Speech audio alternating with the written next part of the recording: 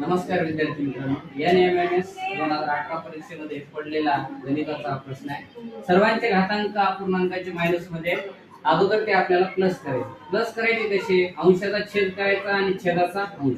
4 ला वर नेला आणि 3 ला खाली आला, मायनसचा छेद काय, मायनसचा घातांक काय झाला, प्लस झाला। इथं सेम आहे, तसंच करायचं, 2 वर गेले 1 खाली आला, प्लस झाला, वजाला वजा, 3 वर गेला 1 खाली आला, ते काय झाला, प्लस झाला। आता 4 चा वर्ग किती येतो, 16, आणि छेदामध्ये 3 चा वर्ग किती येतो, 9। वर्ग घेत असताना मायनसचं काय होत असतं, प्लस होत असतं। 2 चा आता इथे घातांक 1 आहे, म्हणजे डायरेक्ट आपण 2 लिहू शकतो, वजा 3 ला 3 लिहू शकतो। आता इथे छेदात काय नाही, म्हणजे 1 आहे, सगळ्यांचा छेद किती करूया आपण, 9 करूया। मग 16 अधिक 9 दोन्ही 18 वजा 9 त्रिक 27, सगळ्याचा छेद किती झाला, 9 झाला।